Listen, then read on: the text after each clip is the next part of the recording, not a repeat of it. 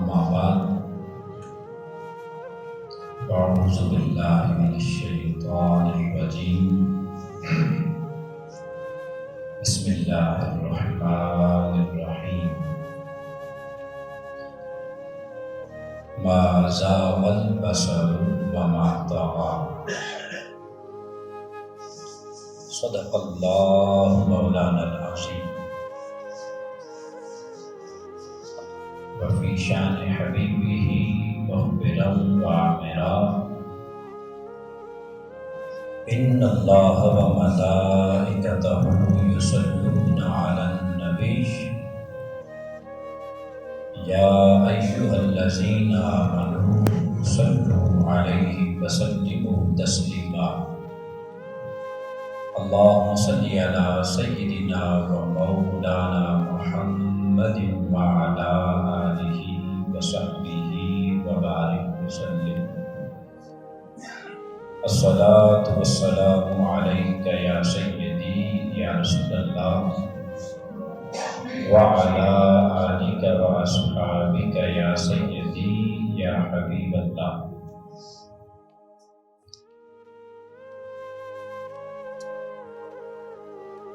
معزز سامعین، اللہ رب العزت کے فضل اور اس کے محبوب صلی اللہ علیہ وآلہ وسلم کے دلائل پاک کے توسط کے ساتھ آج کی جمعۃ المبارک کی اس نشست میں ہم سب حاضر ہیں۔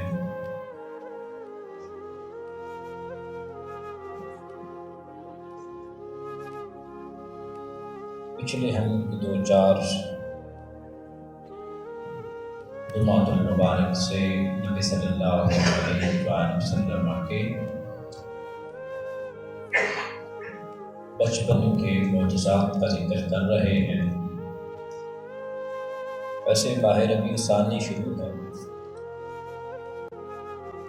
مگر ہر سال یہ ٹاپک ادھورا ہی رہ جاتا ہے، بیان نہیں ہو پاتا۔ ایک مہینے میں 4 جمعے ہوتے ہیں۔ اس بار میں نے سوچا چلو اسی کو لے کے آگے چلتے ہیں کہ ہر ذکر اسی ذکر میں ہے، ہر ذکر اسی ذکر میں۔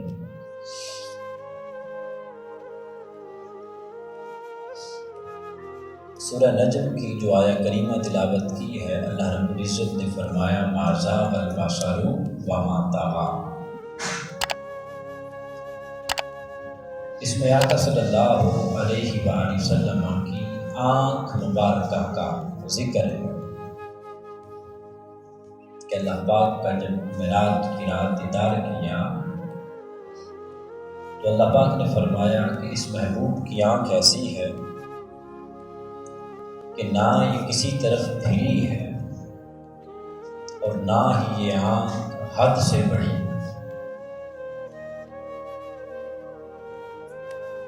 کمال یہ ہے اس آنکھ کا کہ جس طرف اٹھ جاتی ہے خیر و برکات لے آتی ہے۔ کسی بیمار کو دیکھ لے تو صحت یاب ہو جاتا، اور کسی کالے کو دیکھ لے اس کے پاؤں کی آہٹ کو عرش معلیٰ پہ بھی سنا جاتا۔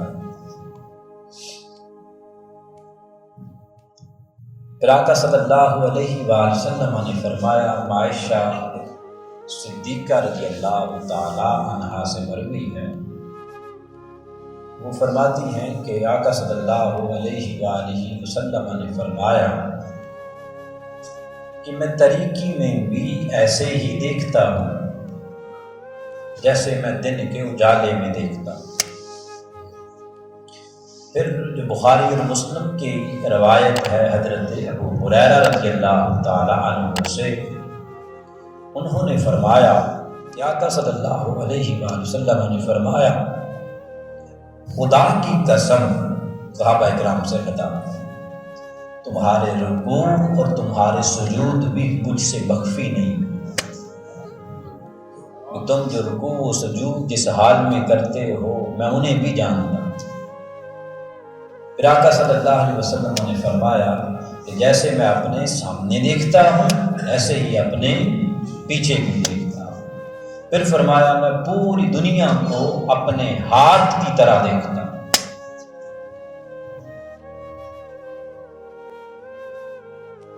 بابا رتن ہندی اس کو امام عسقلانی رحمۃ اللہ تعالی علیہ نے الاصابہ میں نقل کیا، ان پہ بھی نظر کرم ہوئی تھی۔ یاد رکھ لیں کہ نبی صلی اللہ علیہ وآلہ وسلم کی امت میں ابھی تک یہ سب سے زیادہ پانے والے صحابی، عمر پانے والے صحابی رسول 700 سال انہوں نے عمر پائی۔ بابا رتن ہندی بٹھنڈا کے رہنے والے تاجر تھے، شام کی منڈیوں میں جاتے تھے۔ تو ان سے خود کسی نے پوچھا کہ آپ نے اسلام کو کیسے قبول کیا؟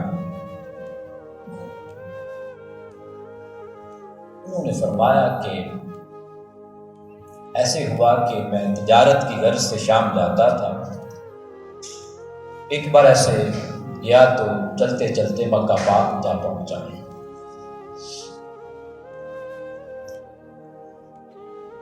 مکہ پاک سے تھوڑے سے فاصلے پر ایک چھوٹا سا قصبہ تھا، پہاڑ تھے اس کے اونچے اونچے اور کچھ سبزہ بھی تھا آس پاس۔ ایک چھوٹا سا پیارا سا بچہ وہ بکریوں کو چروا رہا تھا۔ بارش شروع ہوئی، بہت شدید بارش ہوئی اور ندی نالے جو کچھ بھی تھا وہ بھر گیا۔ بٹھنڈا کے رہنے والے تھے، آپ کے ملک کے ہمسایہ ملک انڈیا، ہند کے رہنے والے۔ تو وہ کہتے ہیں کہ بکریاں جو تھیں وہ ایک نالا تھا بڑا، وہ وہاں سے کراس کر کے چھلانگ لگا کے، وہ جو چھوٹا سا بچہ تھا جو بکریوں کو چروا رہا تھا وہ ایسے محسوس ہو رہا تھا کہ جیسے وہ کسی کا انتظار کر رہا کہ کوئی آئے اور مجھے آ کر یہ نالے کو کراس کرے۔ یہ فرماتے ہیں کہ میں آگے بڑھا، میں نے اس کو اٹھایا، اس بچے کو، اور اسے نالا کراس کروا دیا۔ جب میں نے اس بچے کو نالا کراس کرایا تو چھوٹا سا بچہ تھا، ہمارے ہاں تو بچہ ہے بڑی حد تک یہ کہہ دیتا ہے تھینک یو، شکریہ۔ تو بابا رتن ہندی فرماتے ہیں اس بچے نے کہا کہ اللہ تیری عمر دراز کرے۔ فرماتے ہیں میں تب جوان تھا،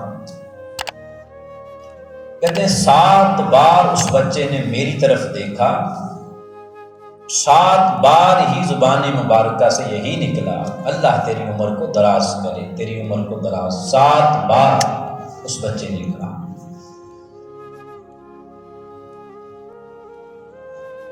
فرماتے ہیں اس کے بعد پھر میں سوچتا رہا یہ کیسا بچہ تھا، اس عمر میں مجھے ایسی دعائیں دے رہا، اور مکہ کے اس ایریے میں کہ جہاں پہ کوئی اس طرح کا توحید کا نام ہی نہیں، اور پھر اتنا خوبصورت تھا کہ وہ من کو ہی بھا گیا۔ کہتے کئی دنوں تک اس بچے کی شکل، اس کی منہ سے جو الفاظ نکلے تھے وہ میرے من میں ہی سمائے رہے، مجھے بار بار وہ یاد آتا ہے۔ فرماتے ہیں کوئی عرصہ گزرا، 40 سال کے لگ بھگ، اس کے بعد میں اپنے گھر میں بٹھنڈا گاؤں میں رات کے وقت لیٹا ہوا تھا، تو میں عجیب منظر دیکھتا ہوں کہ 14ویں کا چاند وہ 2 ٹکڑے ہو گیا. وہ 2 ٹکڑے ہوا. 2 ٹکڑے ہونے کے بعد تھوڑی دیر کے بعد وہ دوبارہ میں مل گیا. میں نے یہ عجیب منظر دیکھا اور میں اس کو لے کر بیٹھا رہا, سوچتا رہا. تو اس کے بعد پھر کچھ لوگ آئے شام سے, مکہ سے, تجارت کی غرض سے یہاں ہمارے پاس. میں نے ان کے ساتھ بات کی کہ ایسے ایسے ایک رات میں نے یہ واقعہ دیکھا تھا کہ سویا ہوا تھا تو چاند کے 2 ٹکڑے ہو گئے تھے. اس کے بعد پھر وہ چاند مل گیا. کہنے لگے جو مکہ سے 1-2 مسافر آئے تھے, تاجر آئے تھے, انہوں نے کہا کہ وہاں پہ بنو ہاشم میں جو قبیلہ ہے بنو ہاشم کا قریش, اس کا ایک نوجوان ہے محمد نامی صلی اللہ علیہ وسلم. اس نے نبوت کا اعلان کیا اور وہ کہتا ہے کہ میں اللہ کا نبی ہوں, اللہ کا رسول ہوں اور آخری نبی ہوں. وہاں پہ کچھ لوگوں نے کہا تھا کہ اگر تو اللہ کا نبی ہے تو پھر چاند کے 2 ٹکڑے کر کے دکھا. کہنے لگے انہوں نے چاند کو اشارہ کیا, اس طرح چاند کے 2 ٹکڑے ہو گئے. پھر لوگوں نے کہا کہ اب چاند کو دوبارہ ملا تو پھر چاند دوبارہ مل گیا. بابا رتن ہندی فرماتے ہیں اس کے بعد پھر مجھے بھی ایک شوق اٹھا, ایسے نوجوان کی جا کے زیارت تو کی جائے. فرماتے ہیں کہ میں کچھ عرصے بعد نکلا, مکہ پاک میں جا پہنچا. وہاں سے لوگوں سے پوچھا کہ ایسے ایسے وہ محمد نامی شخص وہ کہاں ہے. لوگوں نے کہا کہ اب تو وہ ہجرت کر چکے ہیں, یہاں سے چھوڑ کر مدینہ پاک چلے گئے. جب آپ مکہ پاک میں جاتے ہیں پہلے حاضری دیتے ہیں, اس کے بعد جب آپ مدینہ پاک میں جائیں تو ایک بزرگ تھے شاہ صاحب ہیں, تو وہ بڑے عاشق مزاج میرے دوست ہیں, عالم ہیں, جامعہ فریدیہ ساہیوال کے پڑھے ہیں. وہ بڑی محبت بھری باتیں کرتے ہیں. مجھے کہنے لگے علامہ صاحب کبھی کبھی ویسے جب آپ مدینہ پاک جائیں مکہ سے ہو کر, نبی صلی اللہ علیہ وسلم کا در انور جہاں آپ کی ولادت مبارکہ ہوئی تھی, پھر مکہ کے لوگ پھر مدینہ پاک جائیں. کہنے لگے یہ مکہ کے لوگ بھی تو اپنے بڑوں کو کبھی کبھی کہتے ہی ہوں گے کاش تم ایسی غلطیاں نہ کرتے, ہمارے بڑے نہ کرتے, حضور آج ہمارے پاس ہوتے, وہاں پہ نہ جاتے. تو برکیف تو بابا رتن ہندی فرماتے ہیں کہ میں پھر وہاں سے چلا, مکہ سے چلا, تو پہنچتے پہنچتے مدینہ پاک جا پہنچا. جب مدینہ پاک جا پہنچا تو وہاں میں نے لوگوں سے پوچھا کہ یہ محمد صلی اللہ علیہ وآلہ وسلم کہاں پر ہے. تو پوچھتے پوچھتے انہوں نے کہا کہ فلاں جگہ دیوار کے ساتھ بیٹھے ہوئے ہیں اور آپ کے صحاب آپ کے ارد گرد حلقہ بنائے بیٹھے.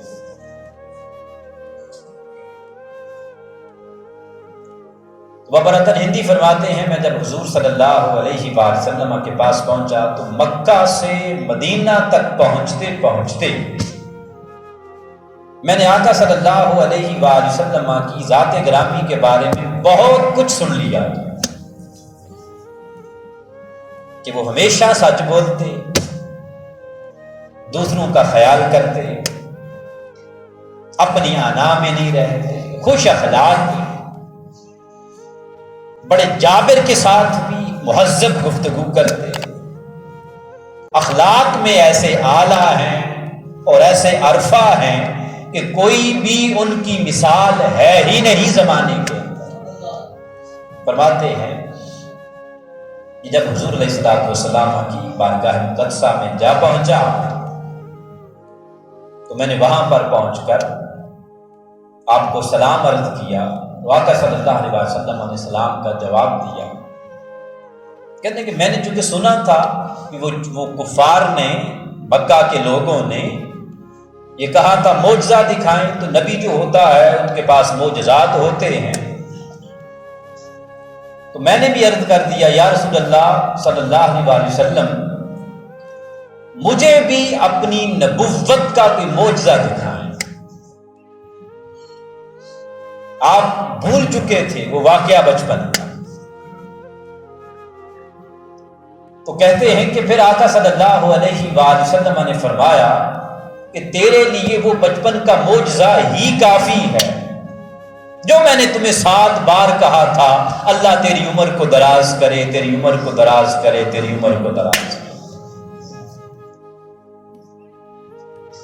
فرماتے ہیں تو پھر 700 سال ہر ایک بار کہنے کہ اللہ تیری عمر کو دراز کرے، اللہ نے 100 سال زندگی دی، 700 سال زندہ ہے۔ اچھا، اشفاق احمد مرحوم رحمت اللہ تعالی علیہ، یہ مرد کامل، انہوں نے بھی یہ جو واقعہ ہے نا اس کے بارے میں وہ کہتے ہیں کہ میں پہلے نہیں مانتا تھا، میں ویسے بھی اہل اللہ کے بڑا مخالف تھا، بھی مزارات پہ جانا میں ان کو جائز نہیں سمجھتا تھا۔ وہ کہتے ہیں کہ ایک بار میرے دانت میں رات کو درد اٹھا تو میں گلبرگ میں ایک ڈینٹسٹ کے پاس گیا، اس سے بات کرتے کرتے، اشفاق احمد کہتے اس سے بات کرتے کرتے بات نکل آئی، اس نے بتایا کہ ہم تو انڈیا سے چل کے آئے ہیں، ہمارا خاندان سارا وہاں سے ہے۔ تو کہنے لگے جی، میں نے اس سے پوچھا بھی کہاں سے، اس نے پھر اس گاؤں کا، پھر پہلے شہر کا، پھر اس کے بعد گاؤں کا نام لیا، بٹھنڈا۔ کہنے لگے میں نے چونکہ یہ واقعہ پڑھا ہوا تھا تو میرا یہ ایمان بڑا نہیں تھا اس پر، اس ایریے میں بھی کوئی صحابی رسول ہیں۔ تو کہتے ہیں کہ میں نے اس سے پوچھا، اس نے کہا جی کہ جو میرے والد محترم ہیں وہ پاکستان کی تحریک میں قائد اعظم کے ساتھ ساتھ شانہ بشانہ تھے، تو میرے والد محترم انہوں نے بابا رتن ہندی کا مزار دیکھا ہے، اور وہ وہاں پہ ہمیشہ جب بھی ان کو فرصت ملتی وہ وہاں پہ جا کے حاضری دیتے۔ تو وہ کہتے ہیں جی میں نے ان سے پوچھا آپ کے والد صاحب حیات ہیں؟ انہوں نے کہا جی ہاں، کافی ضعیف ہو چکے تھے۔ میں نے کہا جی میرا بڑا ذوق ہے، وہ بھی چونکہ ایک پاپولر شخص ہے اشفاق احمد، وہ کہتے ہیں کہ وہ ڈاکٹر صاحب مجھے اپنے والد صاحب سے ملوانے کے لیے مجھے اپنے گھر لے گئے۔ کہنے لگے جب میں ان کے گھر پہنچا تو ان کے والد صاحب نے مجھے بتایا کہ میں جو پیدا ہوا ہوں میں بابا رتن ہندی کی دعا سے پیدا ہوں۔ انہوں نے کہا جی وہ کیسے؟ ان کا میرے والد صاحب کے ہاں اولاد نہیں تھی، اولاد نہیں تھی۔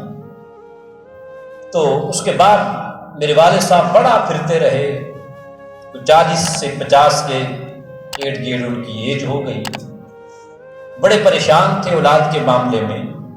کہتے ہیں کہ انہیں کسی نے کہا کہ آپ بابا رتن ہندی کے مزار پر جا کے دعا کریں۔ وہ کہتے ہیں کہ پھر میں وہاں پر گئے، ان کے والد صاحب کہتے ہیں میرے والد صاحب پھر وہاں پہ گئے، وہاں پہ جا کے رو رو کے دعا کی، تو رات کو میری خواب میں بابا رتن ہندی رضی اللہ تعالی عنہ آئے۔ انہوں نے کہا اللہ کی رحمت سے کبھی مایوس نہیں ہوتے، اللہ تمہیں ایک فرزند عطا کرے۔ کہتے ہیں اللہ نے پھر مجھے اس عمر میں ایک بیٹا دیا، اس کے بعد پھر میری کوئی اولاد نہ ہوئی، وہ ایک ہی ان کے بیٹے۔ بلکہ ہم نبی صلی اللہ علیہ وسلم کے معجزات بیان کر رہے تھے کہ جس طرف آپ کی نگاہ مبارک اٹھ جاتی ہے، جس طرف پڑ جاتی ہے، پھر اس زبان مبارکہ سے جو لفظ نکل جاتا ہے، پھر بات وہ لوگ اس واقعہ سے سبق سیکھیں جو یہ سمجھتے ہیں کہ آقا صلی اللہ علیہ وآلہ وسلم کی زندگی مبارکہ بچپن میں اعلان نبوت سے پہلے آپ کو کچھ خبر نہیں تھی، آپ کو کچھ علم نہیں تھا، کہ آپ نبی ہیں کہ نہیں. یاد رکھ لیں، اگر آقا صلی اللہ علیہ وسلم کی ذات گرامی کو یہ خبر نہیں تھی کہ آپ بچپن میں نبی ہیں، تو پھر یہ جو حضرت بابا رتن ہندی رضی اللہ تعالی عنہ کی ذات گرامی مدینہ پاک میں حضور کے پیچھے گئے، آپ نے فرمایا کہ تیرے لیے میرا وہی معجزہ کافی ہے جو میں نے اپنی زبان مبارکہ سے اس وقت کہہ دیا.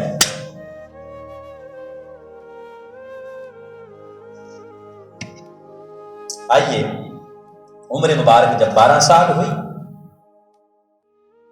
نبی صلی اللہ علیہ وسلم کی آقا صلی اللہ علیہ وسلم کی ذات گرامی اپنے چچا حضرت ابو طالب رضی اللہ تعالی عنہ کی کفالت میں تھے، تو وہ نکلے شام کے سفر پر تجارت کی غرض کے ساتھ. کبھی ہم بچپن کے نبی صلی اللہ علیہ وسلم کے معجزات کو بیان کر رہے ہیں، اس کے یہ معجزہ بڑا خاص ہے، اسے بڑی توجہ کے ساتھ سنیں.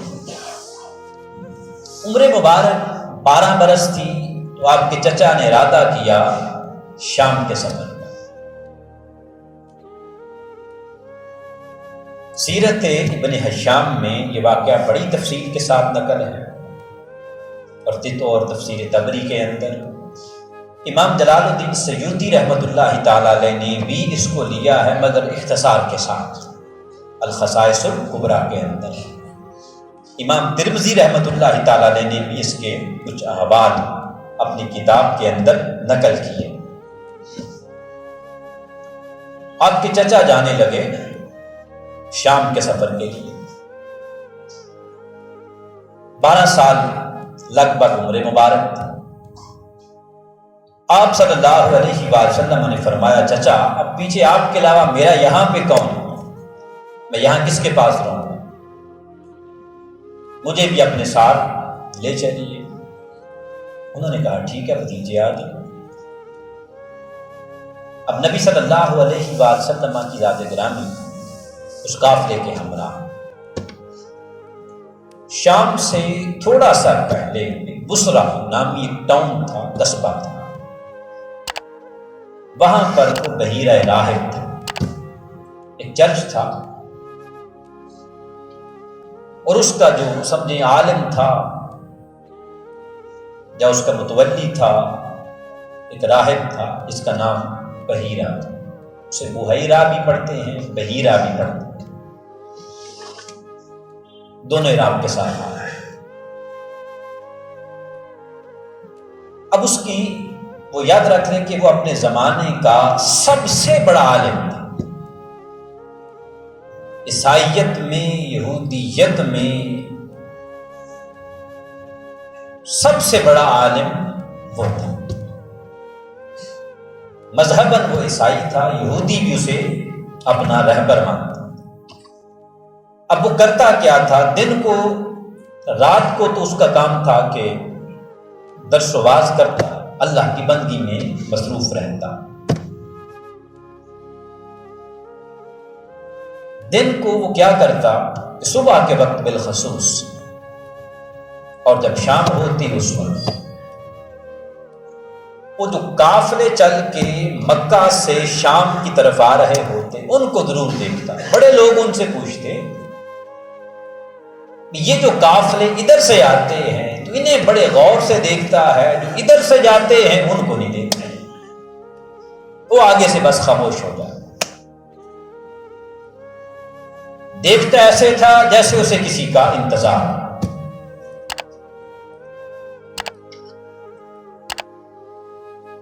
اور دن کو وہ اس کے بعد جو وقت اس کے پاس بچتا پیچھے، وہ سارا دن لوگوں کو تعلیم دیتا. بڑے بڑے علماء اس کی مجلس میں آتے، اس سے آ کے سند لیتے. اب جب نبی صلی اللہ علیہ وآلہ وسلم کی ذات گرامی اپنے چچا حضرت ابو طالب رضی اللہ تعالی عنہ کے ساتھ ادھر جا رہے تھے تو بحیرہ راہب نے بڑے غور سے دیکھا اس قافلے کے اوپر ایک بادل ہے جو سایہ کرتا آ رہا ہے، اس قافلے کو دھوپ نہیں لگتی، سخت گرمی تھی۔ جس چرچ میں وہ تھا، عبادت گاہ میں جہاں پر وہ تھا، اس سے تھوڑا سا پہلے درختوں کا ایک جھنڈ تھا، وہاں پر آ کر یہ قافلہ آ کے رک گیا۔ اب بحیرہ راہب وہ باہر نکلا اور کہتا ہے کہ تم میں سے قافلے کا سردار کون ہے؟ حضرت ابو طالب رضی اللہ تعالی عنہ نے کہا کہ میں۔ بحیرہ ان سے کہتا ہے کہ میں تم سب کی دعوت کرنا چاہتا ہوں، آؤ میرے پاس کھانا کھاؤ، مگر میری شرط یہ ہے کہ تم میں سے ہر شخص جو چھوٹا ہے یا بڑا ہے وہ کھانا کھانے ضرور آئے۔ اب اس پر ابو طالب رضی اللہ تعالی عنہ نے فرمایا، اور جو دیگر سردار تھے انہوں نے کہا ہم آج پہلی بار تو نہیں آئے، ہم نے تمہیں پہلے بھی دیکھا ہے، بہت دفعہ آئے ہیں، آج کیا ایسا ہوا ہے کہ تو ہماری خدمت کر رہا ہے اور ہمیں دعوت کے لیے بھی خود آیا ہے بلانے کے کھانے کے لیے؟ اس نے کہا بس کچھ ہے، اگر آپ لوگ میری دعوت کو ایکسپٹ کرو، قبول کرو تو مجھے بڑی خوشی ہوئی۔ حضرت ابو طالب رضی اللہ تعالی عنہ نے کہا کہ ٹھیک ہے۔ گھر اندر گیا، جا کر کہتا ہے یہ قافلے والوں کو دیکھو، جتنی اچھی دعوت تم کر سکتے ہو، جو اعلیٰ سے اعلیٰ کھانا پکا سکتے ہو آج پکانا۔ اب اس کے جو آگے طالب علم تھے یا اس کے جو آگے چاہنے والے تھے وہ کہنے لگے بات تو ٹھیک ہے، آپ تو ہمیشہ کھانے زیادہ اچھا پسند ہی نہیں کرتے اور زیادہ کھانا، ہمیشہ لوگوں کو کہتے ہیں کم کھاؤ، میانہ روی سے کھاؤ، آج کیا ہوا؟ انہوں نے کہا ان کو بھی یہی کہتا ہے کہ کچھ ہے کرو تم۔ کھانا بن گیا، ساتھ جانور بھی تھے، سامان بھی تھا اس پر، وہ سب اندر آنے لگے تو آقا صلی اللہ علیہ وسلم نے فرمایا کہ آپ سب لوگ جا کے کھانا کھاؤ۔ یہ بچپن مبارکہ کی حالات، اس چھوٹی عمر مبارک میں آپ کا حال مبارک یہ تھا۔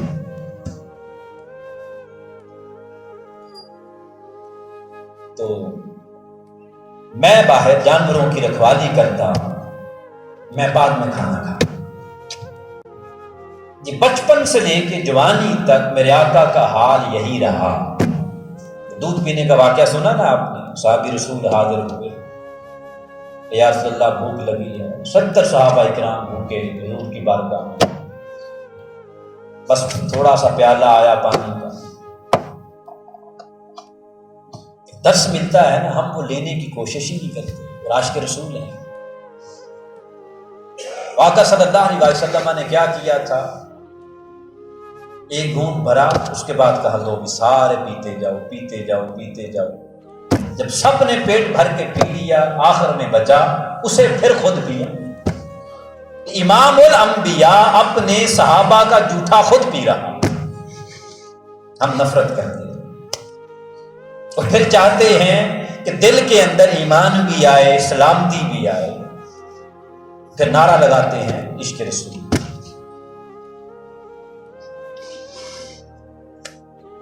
تو برکیف آقا صلی اللہ علیہ وسلم نے فرمایا کہ آپ جاؤ، میں جانوروں کی رکھوالی کرتا ہوں۔ جب سارے اندر چلے گئے، بحیرہ راہب اس نے دیکھا کہ سارے اندر آ گئے ہیں، وہ جو بادل اوپر آیا تھا وہ نہیں اوپر آیا۔ اس نے باہر نکل کے دیکھا تو وہ بادل سٹل درخت کے اوپر تھا، اور اس نے نبی صلی اللہ علیہ وآلہ وسلم کو دیکھا۔ جب دیکھا تو پھر یہ کہنے لگا، ابو طالب رضی اللہ تعالی عنہ سے، اس بچے کو ساتھ لے کر کیوں نہیں آئے؟ انہوں نے خود کہا ہے کہ میں بعد میں کھا لوں گا، یہاں پہ چونکہ جانوروں کی رکھوالی کے لیے کوئی نہیں ہے تو میں یہاں بیٹھ جاتا ہوں۔ اس نے راہب نے کہا بھی نہیں، انہیں بھی بلاؤ، میری شرط ہی یہ تھی کہ سب کے سب آؤ۔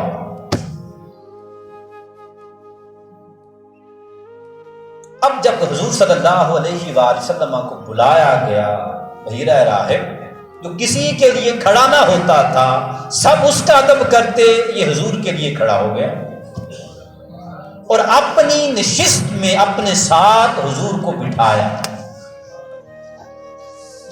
اب حضور صلی اللہ علیہ وآلہ وسلم کے کھانا کھانے کے انداز دیکھتا رہا، آپ بیٹھے کیسے، اس کے بعد پھر آپ کے کھانا کھانے کے انداز دیکھتا رہا، اس کے بعد پھر جب کھانا کھا چکے اندر جاتا ہے، کتاب لاتا ہے، حضور کو اپنے سامنے کھڑا کرتا ہے، کبھی آپ کے بال مبارک دیکھتا، کبھی چہرہ مبارک دیکھتا، کبھی ابرو مبارک دیکھتا، کبھی سینہ مبارک کی طرف توجہ جاتی، کبھی ہاتھ مبارک دیکھتا دیکھتا آخر میں کہتا ہے، اے محمد صلی اللہ علیہ وآلہ وسلم، بس ایک خواہش ہے میری، اور اگر تم اس کو پورا کر دو تو آپ کی بڑی مہربانی ہوگی، مجھ پہ یہ احسان ہوگا۔ آقا صلی اللہ علیہ وسلم نے فرمایا، عمر مبارک 12 سال۔ پوچھا ابھی کیا خواہش ہے؟ اس نے عرض کیا، میری خواہش یہ ہے آپ اپنے کندھے سے کپڑا ہٹائیں، میں کچھ دیکھنا چاہتا ہوں۔ آقا صلی اللہ علیہ وآلہ وسلم نے کندھے سے کپڑا ہٹایا، وہ بے ساختہ مہر نبوت کو چومنا شروع ہو گیا۔ مہر نبوت کو جب اس نے چوما، پھر قافلے والوں سے کہتا ہے تو اس کے بچے کے ساتھ کون ہے، یہ کس کے ساتھ آیا ہے؟ ابو طالب رضی اللہ تعالی عنہ نے کہا، میں۔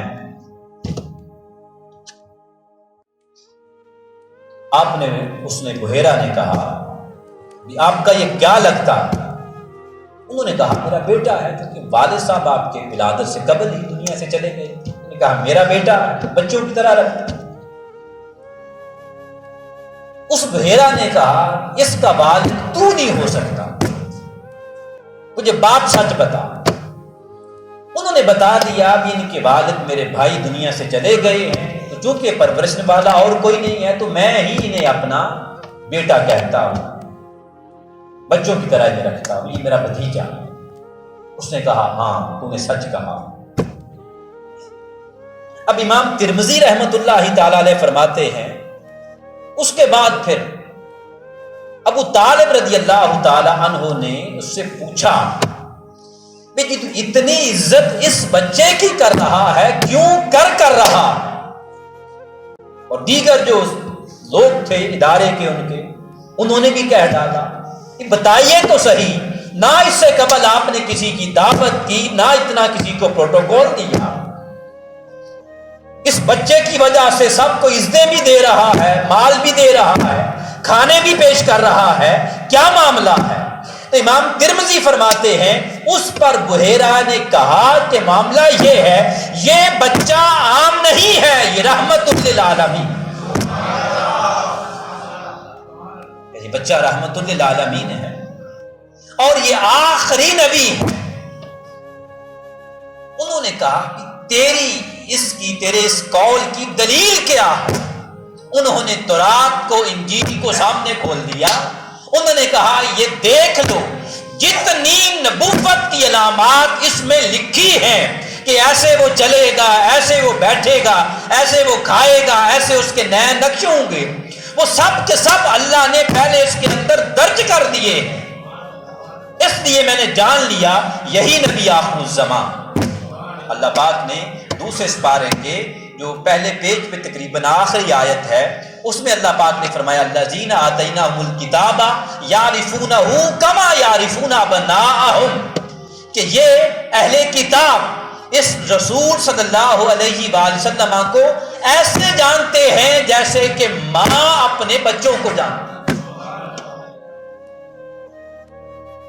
اس نے کہا بھی پھر ابو طالب کو کہتا ہے اس کو ایسا کرو، اس بچے کو واپس لے جاؤ، اگر تم اس بچے کو شام لے کر آگے چلے گئے تو مجھے خدشہ ہے کہ یہودی کہیں اس کو بغض میں آ کر، حسد میں آ کے قتل نہ کر دے، اور خبردار اس بچے کو مکہ کی وادی سے کہیں بھی باہر لے کر مت نکل۔ تو پھر سیدنا ابو طالب رضی اللہ تعالی عنہ ادھر سے ہی واپس ہوئے۔ ابھی یہ بچپن کی مختصر سی جھلکیں ہیں، تو جوانی ہے، پھر لڑکپن ہے، پھر جوانی ہے، پھر وہ نبوت کا دور مبارکہ آتا ہے۔ سوچیں کہ بابا رتن ہندی نے حضور کو خوش کیا، 700 سال عمر پائی۔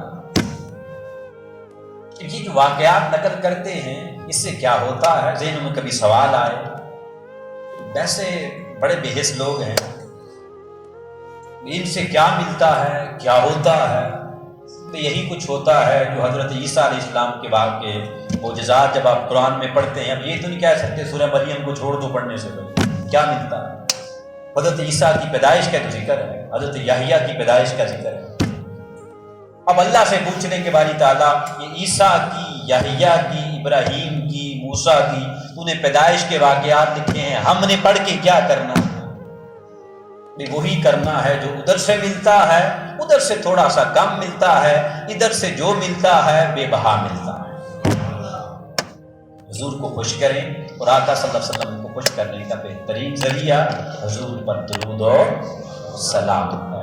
سلام کسی انجان کو بھی کہنا شروع کر دینا، دو چار جو بڑا اکڑ مزاج بھی ہو، چند دن کے بعد اس میں بھی نرمی آتی ہے۔ کوئی شخص آپ دیکھ لیں کبھی یہ تجربہ کر کے جو کبھی سیدھے منہ سے بات نہ کرتا اسے دو چار بار کہیں السلام علیکم السلام علیکم السلام علیکم، وہ ایک دو بار منہ تھوڑا سا آگے پیچھے کرے گا، آخر کار وہ بھی نیچے آ جاتا ہے کہ نہیں یار میری کیوں عزت کر رہا، بغیر کسی مقصد کے کر رہا ہے۔ اور جب عام شخص کو آپ سلام کریں اس کی آکڑ ٹوٹ جاتی ہے، تو حضور تو ہیں ہی رحمت، ٹھیک ہے، حضور خوش ہوتے ہیں درود و سلام پڑھنے سے، حضور تو حضور کا رب بھی خوش ہوتا ہے۔ جب مالک خوش ہو جائے تو ہر کچھ مل جاتا ہے۔ اللہ پاک حضور صلی اللہ علیہ وسلم کی معرفت عطا فرمائے۔